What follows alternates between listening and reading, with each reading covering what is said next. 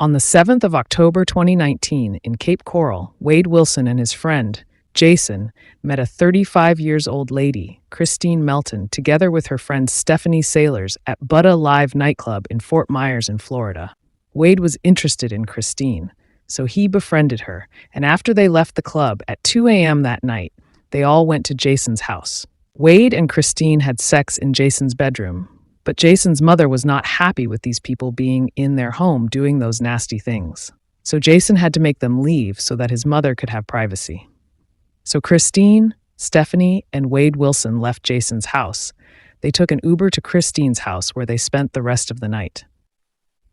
Stephanie then left for work early in the morning, leaving Christine and Wade Wilson all alone in the house. Wade Wilson strangled Christine Melton to death when she was deep asleep, and he stole her car. On the way, Wade met a woman, Diane Ruiz, on her way to work as a bartender. He lured her into the car while pretending to ask her for a school direction. He then strangled her and disposed her body at a car park. Upon realizing that Diane Ruiz was not yet dead, he ran over her 10 to 20 times with the car until she was dead. She looked like a spaghetti. He then dumped her body in the field.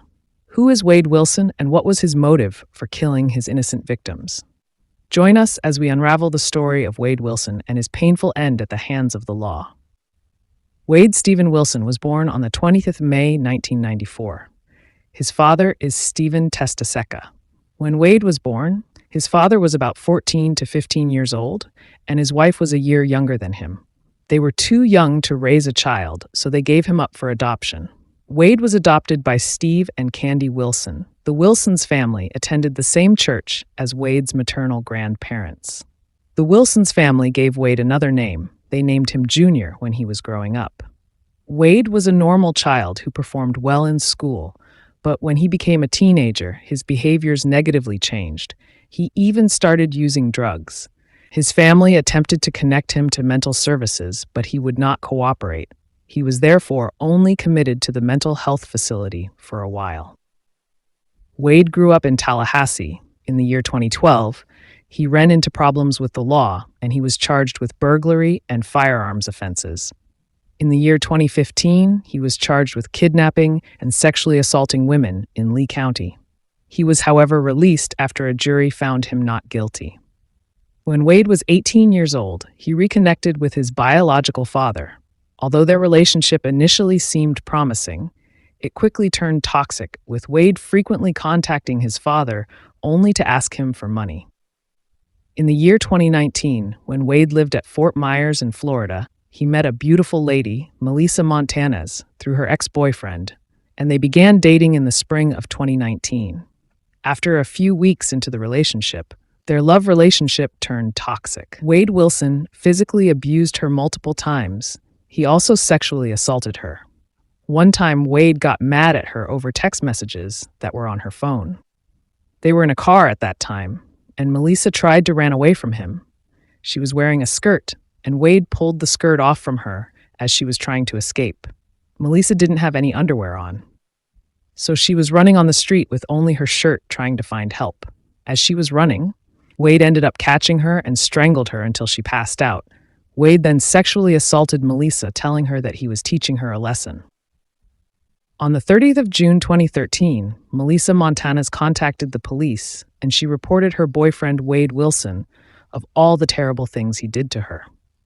Wade was arrested, and he spent a month in jail, but ultimately the charges were dropped.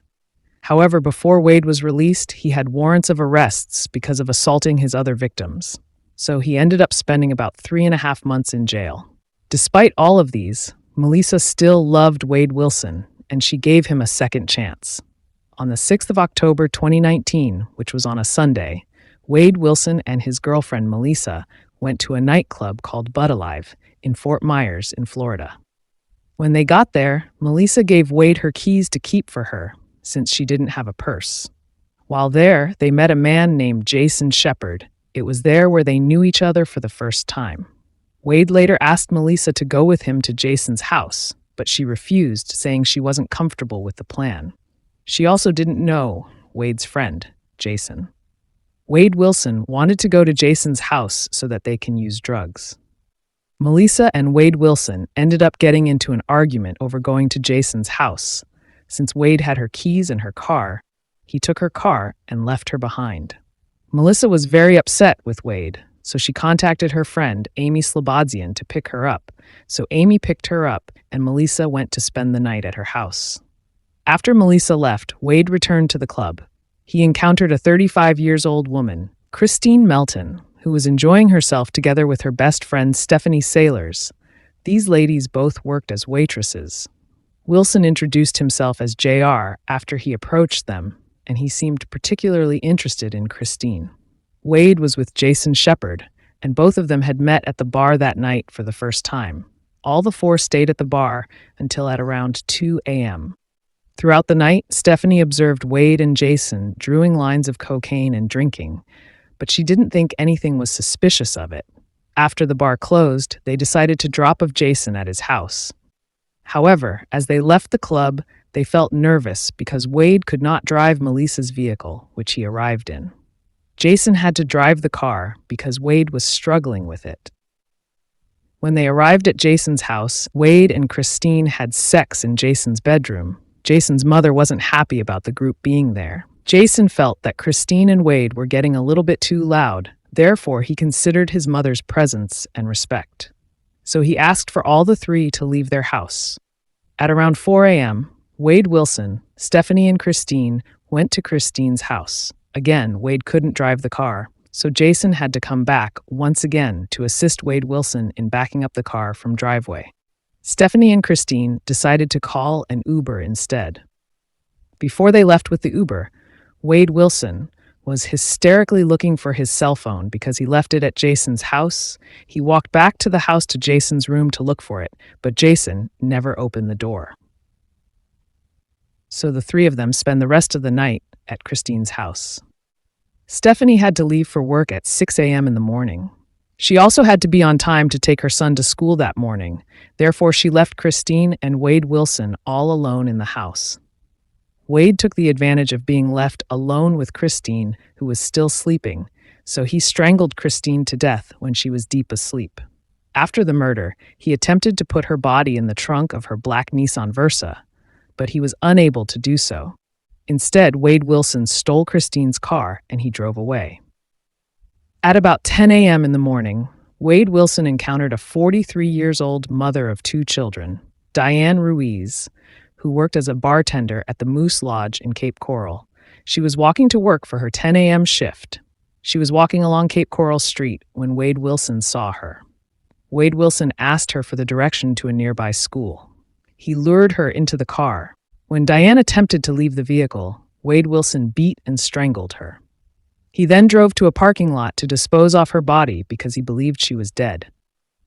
At that point, Wade noticed that Diane was still breathing. He ran over her 10 to 20 times with the car until she was completely dead. He then dumped her body in a field.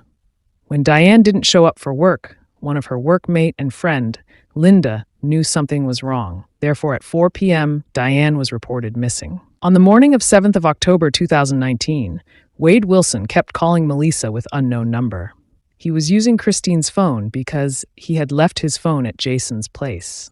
When Melissa woke up, she had a tone of missed calls from a number she didn't recognize. She calls back, and it ended up being Wade Wilson, who had earlier on called her. Wade and Melissa agreed to meet at her workplace. Melissa was eager to get her house keys and car back. So Amy took Melissa to her workplace, and they got there around the same time as Wade. But when Wade got there, he wasn't in Melissa's car. Instead, he was in that black Nissan Versa car. He told Melissa to get in the car, but she refused. Wade Wilson was pissed off, and he tried to pull her into the car. To try to combat what Wade was doing, Melissa placed her arms straight up so that she couldn't be pulled into the car. This only made Wade more upset. So he opened the door and he tackled Melissa to the ground, and the car, which wasn't parked, moved forward and grazed their legs. Wade completely overpowered her at that moment. He continued to be on her over and over, and eventually they got upstairs where the spur was. At that point, there were multiple witnesses who had seen what Wade was doing, and they were actively calling 911. While they were upstairs, Wade held Melissa up the wall by her neck and he began punching her on the face. Her nose exploded and began gushing blood everywhere. She managed to escape from him. She was able to run down, and she entered into another business so that she can safely get away. Unfortunately, before the police got there, Wade had already fled the scene. Amy wasn't involved in the fight because Wade had told her that he would kill her if she got out of the car. However, she was actively calling 911.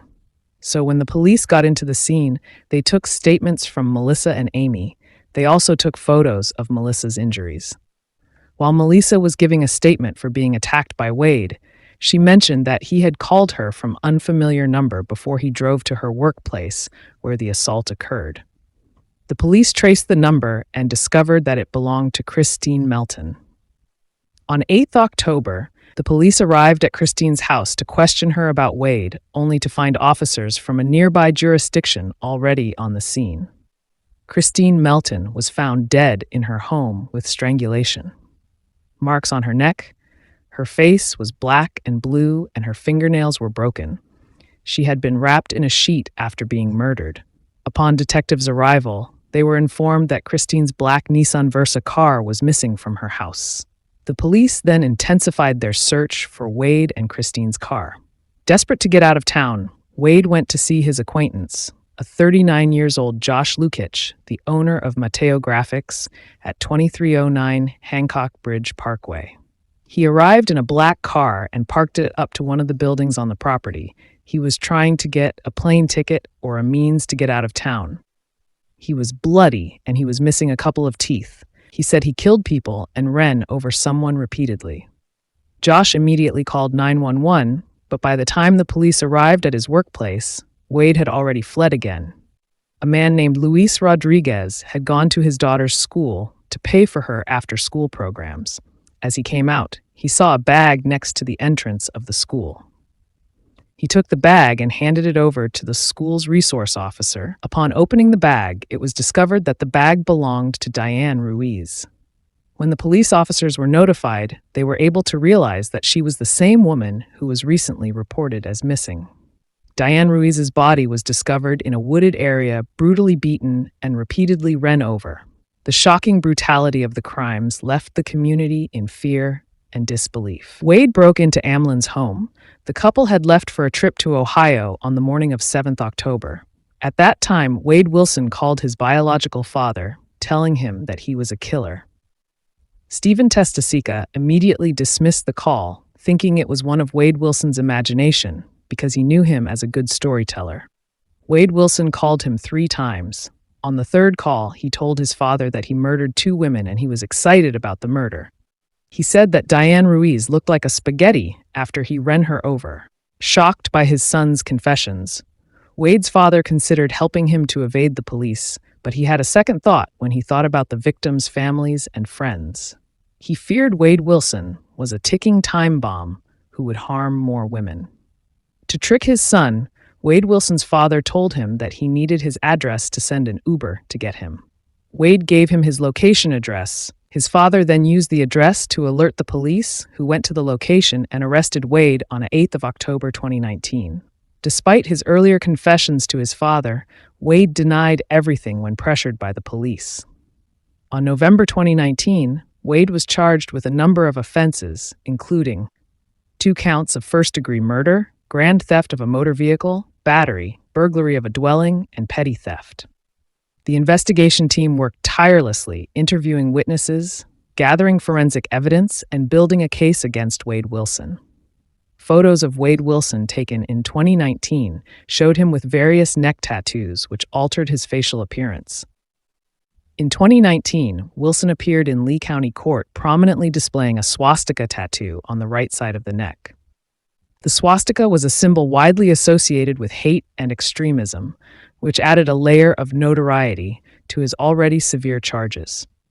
His presence in court was prolonged due to various factors, including COVID-19 pandemic and changes in his legal representation. While awaiting trial, Wade told the media that he was connected to a high-level human trafficking rings, and he was being framed for the murders. The authorities investigated this claim and found no evidence to support it. Wade told detectives that he will do it again, He meant he will continue killing people. On October 2020, Wade Wilson and his cellmate, Joseph Katz, who was accused of a domestic violence case, attempted to escape from the Lee County Jail through a window, but they were unsuccessful. The trial of Wade Wilson began on 10th of June 2024, 5 years after the murders that shocked Cape Coral. The prosecutions laid out the gruesome details of Wade Wilson's crimes, presenting a mountain of evidences. The prosecution also presented forensic evidences linking Wade Wilson to the crimes. Fingerprints, DNA samples, and fibers found on the victims matched those found in Wade Wilson's case and home. Surveillance footage from the bar and nearby streets placed Wade Wilson at the scene of crimes, creating an airtight case. Wade Wilson's defense team attempted to agree that his confession were not genuine, and he was not in his right state of mind at the time of the murders. They painted a picture of a troubled young man with a history of mental illness trying to garner sympathy from the jury. However, the overwhelming evidence and the graphic nature of Wilson's confession made it difficult to sway the jury. The trial lasted several weeks, with emotional testimonies from the victims' families. On the 12th of June 2024, Wade Wilson was found guilty of all charges, including the 2 counts of first-degree murder. As the verdict was being read, Wade Wilson showed no emotion, maintaining his cold, detached demeanor. The sentencing phase of the trial began with the prosecution pushing for death penalty. They argued that Wade Wilson's heinous crimes and lack of remorse warranted the harshest punishment. The defense, meanwhile, pleaded for a life sentence, citing Wade Wilson's troubled upbringing and mental health issues. After intense deliberation, the jury recommended the death penalty for Wade Wilson. Judge Nicholas Thompson upheld the jury's recommendation, sentencing Wade Wilson to death by lethal injection.